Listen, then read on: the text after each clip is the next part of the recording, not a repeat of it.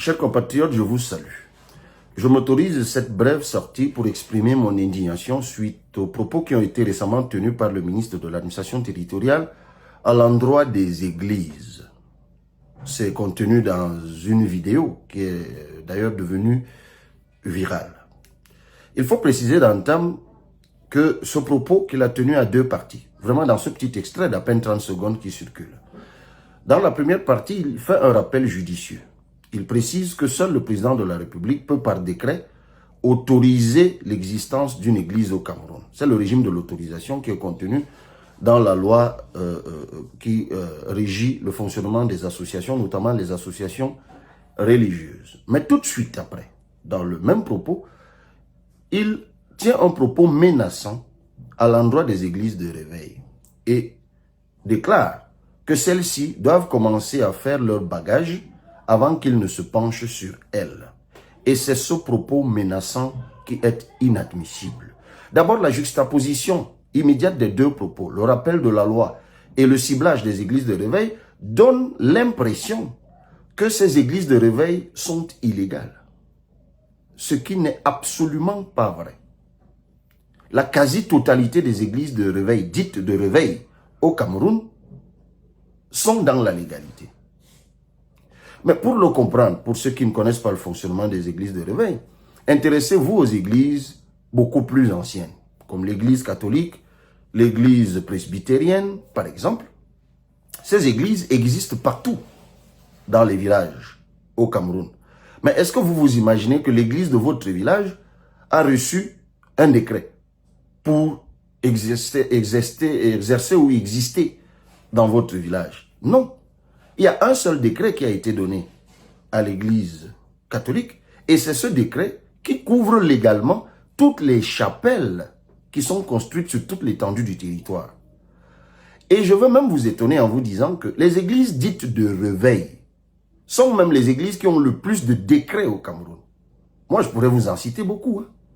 L'église pentecôtiste chrétienne du Cameroun, le Living World Fellowship, le Full Gospel Mission, l'église baptiste, ainsi de suite, ainsi de suite. Et observez bien, toutes les églises de réveil, si vous en avez une à proximité de votre domicile ou que vous vous trouviez, regardez bien. Chacune de ces églises, sur sa plaque, mentionne bien le décret qui la couvre.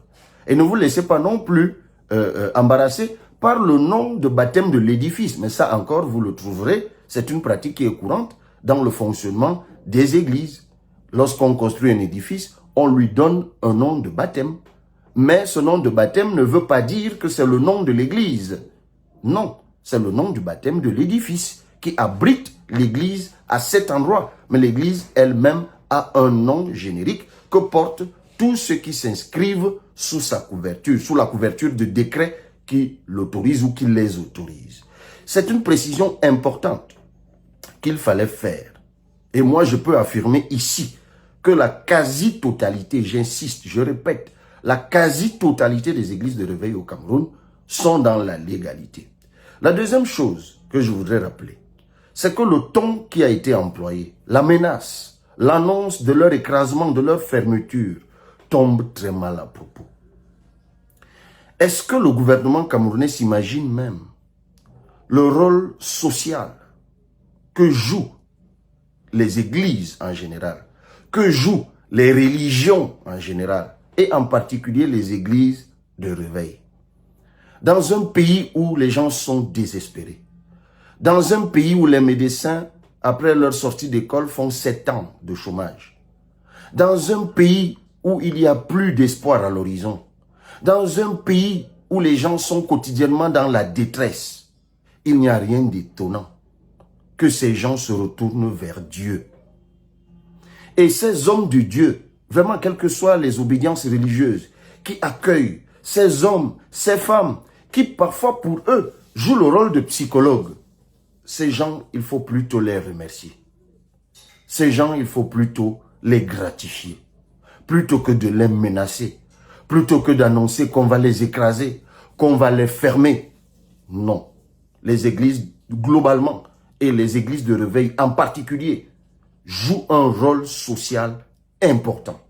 Et tous ces hommes, toutes ces femmes qui se retournent vers Dieu, s'il n'y avait pas ce recours vers Dieu, que serait-il en fait?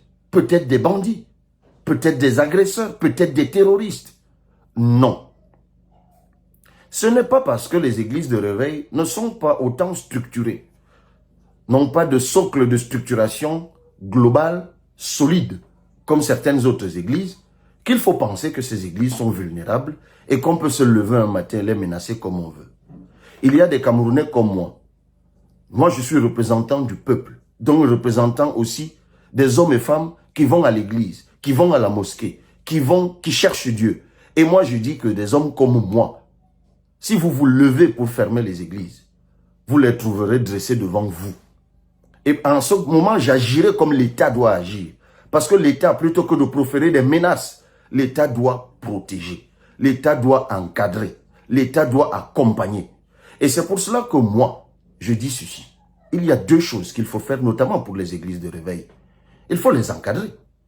L'État déjà, si moi un jour j'étais à la gestion des affaires, je ferais en sorte que dans ce pays, qu'il y ait une forme de certification officielle, une carte pastorale officielle, que l'État délivrerait à tous les hommes de Dieu de toutes les obédiences religieuses, afin que l'État tienne le fichier des hommes et des femmes de Dieu.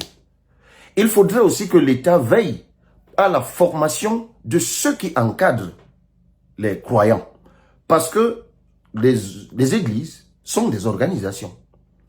Et il y a un management des organisations. Ça s'apprend. La gestion des organisations, ça s'apprend. En lien notamment avec les lois et les mœurs de la République. Ça, c'est le rôle que l'État doit jouer. L'État doit encadrer, accompagner ces églises afin qu'elles se structurent, afin qu'il y ait une meilleure lisibilité de qui fait quoi, de qui est installé où, afin qu'il y ait un meilleur encadrement de la façon dont les uns et les autres vivent leur foi. C'est ce qui est attendu de l'État. Et c'est ce que moi je ferai. Je l'ai dit, une carte pastorale officielle pour tenir le fichier des hommes et des femmes de Dieu de toutes les religions du Cameroun et un encadrement de ces églises, une structuration de ces églises. Moi je vais vous dire, dans cet ouvrage, ce que j'ai vu, qui est l'ouvrage qui contient notre projet de société, voici ce que nous écrivons à la page 51. En effet, si le président de la République et les parlementaires communient avec Dieu, les lois seront naturellement justes parce que conformes aux principes de Dieu. Le service public dans son ensemble, notamment celui de la justice rendu par les magistrats, sera innervé par la loi divine. Voilà l'une des raisons pour lesquelles l'une des chambres du Parlement doit être réservée aux gardiens authentiques de nos traditions et aux serviteurs de Dieu dignes de ce nom, choisis au sein des monothéismes établis afin que les principes divins priment à chaque fois. Et par-dessus tout, la foi en Dieu ne saurait être perçue que comme un appel individuel. Pour nous, la recherche de la prospérité par l'État est indissociable de la justice et des valeurs divines. Il n'y a donc pas le moindre doute à ce propos. Sans la moindre fioriture, non seulement nous exprimons notre attachement à Dieu, mais encore, nous le plaçons au centre du fonctionnement de l'État. C'est ce que nous écrivons. Et c'est sous le titre « Dieu à la base du fonctionnement de l'État » dans le chapitre 3, la préservation de notre africanité.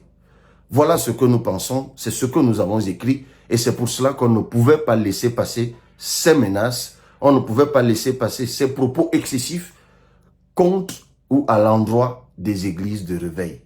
Il faut encadrer, il faut t'accompagner et il faut remercier les hommes et les femmes de Dieu qui encadrent les millions de Camerounais qui se sont retournés vers Dieu. Et il ne faut surtout pas mentir en laissant croire que les églises ou que les églises de réveil sont illégales. Cela est faux. Et ça appelait immédiatement une correction de notre part. Que Dieu bénisse tout le monde.